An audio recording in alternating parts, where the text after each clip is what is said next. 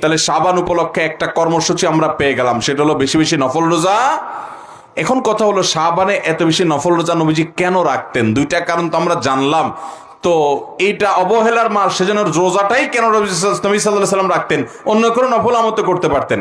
এর হিকমত আল্লাহ তাআলা ভালো জানেন। তবে অনেক বিশেষজ্ঞ এবং অনেক বিশ্লেষক, ওলামায়ে কেরাম, ইসলামিক স্কলারগণ এক দুইটা বিশেষ কারণ, রহস্য, হিকমত উল্লেখ করেছেন। সেটা হলো রমাদান মাসে আমাদেরকে 30 দিন রোজা রাখতে হবে। আল্লাহ তাআলা ফরজ করেছেন প্রাপ্তবয়স্ক সকল ইমানদার নারী পুরুষ সুস্থ মানুষদের জন্য।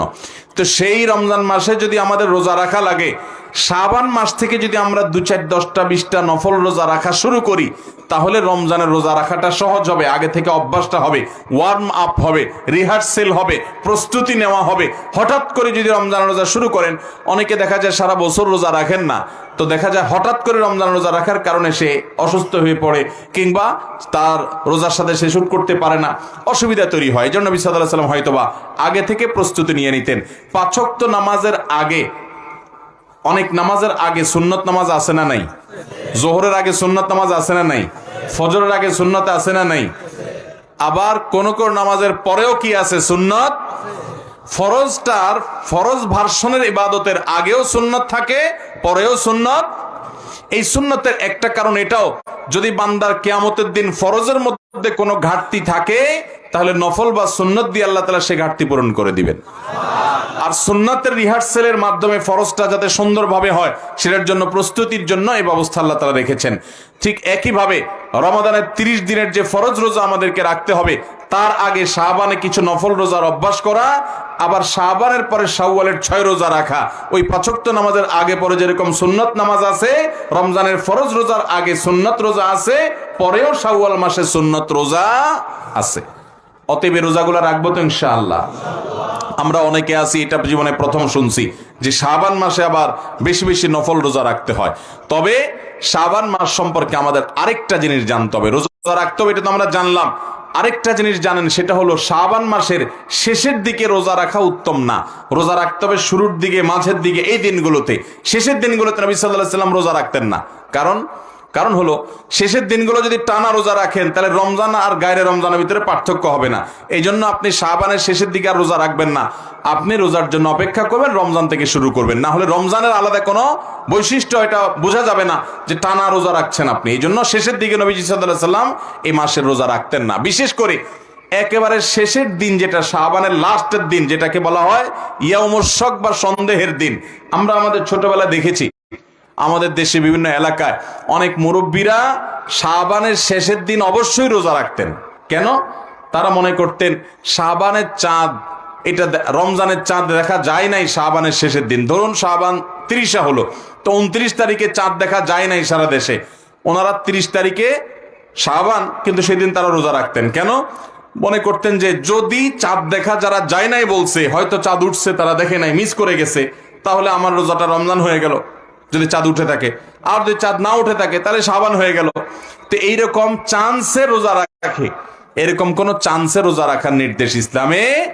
নবী সাল্লাল্লাহু আলাইহি সাল্লাম বলেছেন, দা মা ইউরিবুকা ইলা মা লা ইউরিবুক। তোমার যা সন্দেহ হয়, এটাকে সন্দেহের ঊর্ধ্বে উঠে সেই ইবাদতের দিকে নিয়ে যাও, সন্দেহপূর্ণ কিছু করা যাবে না। এই জন্য শাবানের শেষের দিনে রোজা রাখা নিষেধ। শেষের দিকে রোজা রাখবো না, বরং পুরো মাস রোজা রাখবো। শাবান উপলক্ষে তৃতীয় কথা হলো, আম্মা জান আয়েশা রাদিয়াল্লাহু তাআলা আনহা, তিনি সারা বছরের যে তার ফরজ রোজা, ভাঙতি রোজা ছিল, মহিলা মানুষ হওয়ার কারণে রমজানে তার যে ভাঙতি রোজা থাকতো, সেগুলো সারা বছর তিনি রাখতে পারতেন না। কেন রাখতে পারতেন না?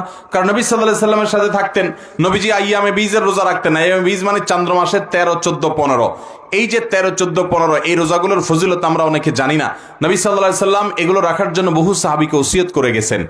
আজকে আমাদের বাংলাদেশের বাস্তবতা, শুধু বাংলাদেশ না, সারা পৃথিবীতে শয়তানের শয়তানি এই পরিমাণ বেড়েছে, প্রতিটা ঘরে ঘরে দুষ্টু জিনে আক্রান্ত এবং ব্ল্যাক ম্যাজিকের রোগী প্রায় প্রতিটা ঘরে ঘরে আছে। আমরা টেরও পাই না। অসুস্থ, শরীর দুর্বল, কোনোভাবে কোনো রোগ ধরা পড়ে না, কোনো অসুবিধা দূর হয় না, জীবনে বরকত নাই, একের পর এক সমস্যা, এরকম নানাবিধ সমস্যা আমাদের জীবনে আছে। বেশিরভাগ মানুষ হয় ব্ল্যাক ম্যাজিকে আক্রান্ত, কিংবা দুষ্টু দিনের প্রভাবে মানুষ অসুস্থ, নানা রকম কষ্টে মুসিবতে আছে। এগুলো থেকে বাঁচার জন্য এই আইয়ামে বীজের রোজা, এটার গুরুত্ব অপরিসীম। চন্দ্র মাসের 13, 14, 15 এই দিনগুলোতে সাধারণত ওই যে জাদুকরেরা, ব্ল্যাক ম্যাজিশিয়ানরা ব্ল্যাক ম্যাজিকটা বেশি করে, কালো জাদু বেশি করে। ওই দিনগুলোতে, এই দিনগুলোতে যারা রোজা রাখে আল্লাহ তাআলা তাদেরকে সেফে রাখেন, তারা এটা থেকে নিরাপদে রাখেন, বহু অভিজ্ঞতা দ্বারা এটা প্রমাণিত। অতএব আইয়ামে বীজ অর্থাৎ চন্দ্র মাসের 13, 14, 15 এই 3 দিন আমরা নফল রোজা রাখার চেষ্টা করবো ইনশাআল্লাহ। তো বলছিলাম আম্মা জান আয়েশা রাদিয়াল্লাহু তাআলা আনহা সারা বছর তার ভাঙতি রোজা রাখার সুযোগ পেতেন না, কারণ একদিকে সোমবার, বৃহস্পতিবার আইয়াম বীজের রোজা এগুলো নবীজি রাখতেন, তিনিও রাখতেন। আর বাকি দিনগুলোতে নবী করিম সাল্লাল্লাহু আলাইহি ওয়াসাল্লাম তার সাথে থাকতেন, কখন নবীজির হক আদায় করতে হয় সেজন্য তিনি রোজা রাখতে পারতেন না। এগুলা শেষ পর্যন্ত শাবানে আসলে নবীজি পুরো মাসই নফল রোজা বেশিরভাগ রাখতেন দিনগুলো, ওই ফাঁকে তিনি তার ফরজ রোজাগুলো রাখতেন। এই জন্য এখান থেকে বোঝা যায়, যদি আমাদের কারোর আগের বছরের ভাঙতি রোজা থাকে অসুস্থতার কারণে, সফরের কারণে, মহিলাদের মাসিকের কারণে, তাহলে সেই রোজাগুলো শাবানের মধ্যে রেখে ফেলা উচিত। এটা হলো শাবান উপলক্ষে তৃতীয় গাতব্য বিষয়। প্রথম গাতব্য বিষয়, বেশি বেশি নফল রোজা রাখবো কেন, 2 কারণ বলেছি। দ্বিতীয় গাতব্য বিষয় বলেছি যে শাবান মাসে বেশি রোজা রাখবো ঠিক আছে, কিন্তু শাবানের শেষের দিন রোজা রাখবো না, শেষের দিকে রাখবো না। তৃতীয় গাতব্য বলেছি, কাজা বা ভাঙতি রোজা যদি আগের বছরে থাকে তো এই শাবান মাসের মধ্যেই সেটা রেখে ফেলতে হবে, কারণ রমজান আসলে নতুন রোজা রাখতে হবে, আগেরগুলা ক্লিয়ার করে ফেলা উচিত।